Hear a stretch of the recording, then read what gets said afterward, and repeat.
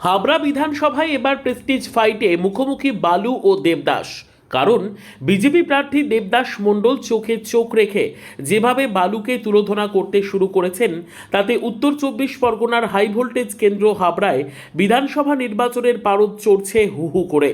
এই কেন্দ্রের লড়াইতে একদিকে টানা 3বারের বিধায়ক তথা প্রাক্তন মন্ত্রী জ্যোতিপ্রিয় মল্লিক ওরফে বালু, অন্যদিকে বিজেপির লড়াকো মুখ দেবদাস মণ্ডল।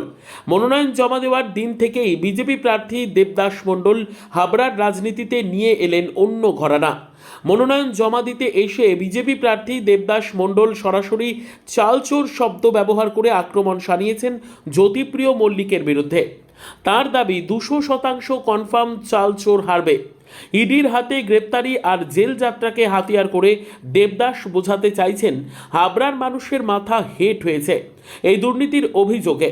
শুধু জ্যোতিপ্রিয় নন, হাবড়া পুরসভার চেয়ারম্যান নারায়ণ সাহাকেও দুর্নীতির ইস্যুতে তুলোধনা করেছেন তিনি।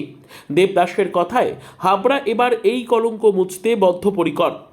আর আপনি আমার মুখ বন্ধ করতে পারবেন না, কারণ ভারতবর্ষের কোনো সংবিধানে লেখা নেই চোরকে চোর বলা যাবে না। কোথাও লেখা নেই, কোথাও লেখা নেই।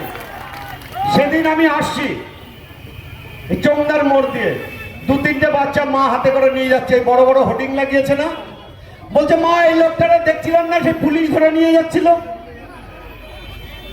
ওর মা বলছে চুপ কর। বুঝতে পারলেন কার কথা বলছি? আমাকে কর্মীরা বলছে দাদা এত ফ্ল্যাগ এত হোর্ডিং লাগিয়েছে, আল্লাহ মুখটা যত দেখবে তত পদ্ম ফুলে ভোট দেবে, যত দেখবে তত মনে পড়বে। সমস্ত ব্যবসায়ীদের বলছি, আমি কারোর নাম বলবো না, আপনারা বহু অত্যাচারিত হয়েছেন, অনেককে অনেক জায়গায় পাঠিয়েছে আমি জানি। প্রতিবাদ করবার সময় এসছে, প্রতিবাদ করুন, পদ্মফুলে ভোট দিয়ে প্রতিবাদ করুন। আর সুপার মার্কেটের আমি জানি না এখানে কেউ আছেন কিনা, কথা দিয়ে যাচ্ছি, কথা দিয়ে যাচ্ছি ওই মার্কেটও হবে এবং নিচেই দোকান হবে, কথা দিয়ে যাচ্ছি। আপনাদের কাছ থেকে 2-3বার করে টাকা নিয়েছে এই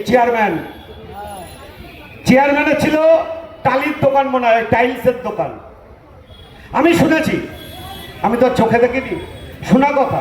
ওনাদেরই লোক বলছে যে এখানে লোহা ওই রড ফেলতো আর ওনার স্কুলে নিয়ে যেত, হাফ ঘা দিত, হাফ এখানে করতো, হাফ স্কুলে চলে যেত। কোথায় পেলেন টাকা আপনি? কোথায়? আপনি আবার আমারে বলছেন লাল চুল কানে দুল, চুল তো আমার মাথায়ও আছে, কান আমার খোলাও আছে, এইসব বলে কোনো লাভ নেই। আর আপনি বলছেন না আমার কেস আছে, আপনার মালিক দিয়েছিল কেস, আর আপনার মালিকও বরুণ মার্ডার কেসের আসামি। এটা আমার কথা নয়, এটা আমার কথা নয়, গাইঘাটা মানুষের কথা আর বরুণ বিশ্বাসের পরিবারের কথা। হাবড়ায় এদিন প্রচার সভা থেকে বিজেপি প্রার্থী দেবদাস মণ্ডল তৃণমূল কর্মীদের জন্য একটা বার্তা ছুঁড়ে দিয়ে গেলেন। সুকৌশলে বিজেপিকে কেন তারা সমর্থন করবেন তাও এদিন বুঝিয়ে বললেন।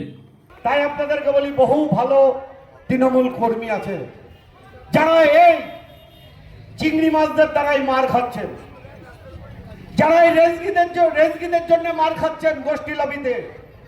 আপনাদেরকে অনুরোধ করব আপনাদেরকে, আপনারা আসুন, যদি না আসতে পারেন ভেতর দিয়ে সমর্থন করুন। এই মানুষটি বহু সংসার ভেঙেছে, এই মানুষটি বহু মানুষের জেলে পাঠিয়েছে। প্রতিবাদ করুন, মৃত্যু একদিন হবে, মৃত্যু ঈশ্বরের হাতে, মৃত্যু পরমাত্মার হাতে, মানুষের হাতে নয়। তাই ভয় পাবেন না, মরলে সিংহের মতো মরবে। 2021 সালের নির্বাচনে জ্যোতিপ্রিয়র জয়ের ব্যবধান কমে দাঁড়িয়েছিল মাত্র 3841 ভোটে। সেই পরিসংখ্যানই বোধহয় এবার দেবদাস মণ্ডলের আত্মবিশ্বাসের রসদ। তবে লড়াইটা কেবল দ্বিমুখী নয়, বাম প্রার্থী রিজিনন্দন বিশ্বাসও ময়দানে রয়েছেন। তৃণমূল শিবির অবশ্য বিজেপি প্রার্থীর এই ব্যক্তিগত আক্রমণকে খুব একটা গুরুত্ব দিতে নারাজ।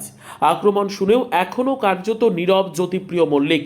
জেতার জন্য তার তুরুপের তাস গত 15 বছরের উন্নয়ন। চেয়ারম্যান নারায়ণ সাহা সরাসরি দেবদাসের সংস্কৃতি ও ভাষা নিয়ে প্রশ্ন তুলে তার মানসিকতা নিয়ে কটাক্ষ করেছেন। না দেখুন, ওনার না আমার মনে হচ্ছে উনি ভয় পেয়েছেন, উনি ভীষণভাবে ভয় পেয়েছেন।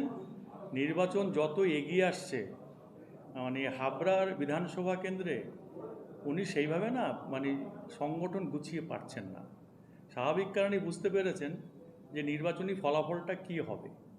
এই নির্বাচনে 40 থেকে 50 হাজার ভোটে ওনাকে হারাবো আমরা। হাবড়ার মানুষের আশীর্বাদ দিয়ে 4 তারিখ যখন রেজাল্টটা বেরোবে শুধু তখন দেখবেন।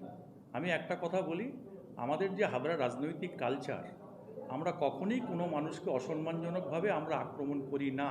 দেখুন, ওনার রাজনৈতিক কালচারের সাথে আমাদের রাজনৈতিক কালচার মিলবে না। আমি বারবার করে বলছি, ওনার রাজনৈতিক কালচার আর আমাদের রাজনৈতিক কালচার এবং শিষ্টাচার দুটো একদম পার্থক্য। আমরা রাজনৈতিকভাবে লড়াই করি এবং উনি যে ভাষায় কথা বলেন আমরা সেই ভাষায় কথা বলতে জানি না, আমরা সেই ভাষায় কথা বলি না। হাবড়ার রাজনৈতিক পরিবেশ উনি নষ্ট করে দিচ্ছেন বনগাঁ থেকে এসে। আগামী 19শে মে হাবড়াবাসী ঠিক করবেন তারা উন্নয়নের পাশে থাকবেন নাকি পরিবর্তনের। চৌঠা মের ফলাফলই বলবে হাবড়ায় পদ্ম ফুটবে নাকি জোড়া ফুল তার দাপট বজায় রাখবে। তবে মনোনয়নের দিন দেবদাসের তোলা ঝড়ে এটা পরিষ্কার হয়েছে, হাবড়ার লড়াই এবার 1 ইঞ্চি জমিও ছেড়ে না দেওয়ার। Bureau report, digital news Bangla.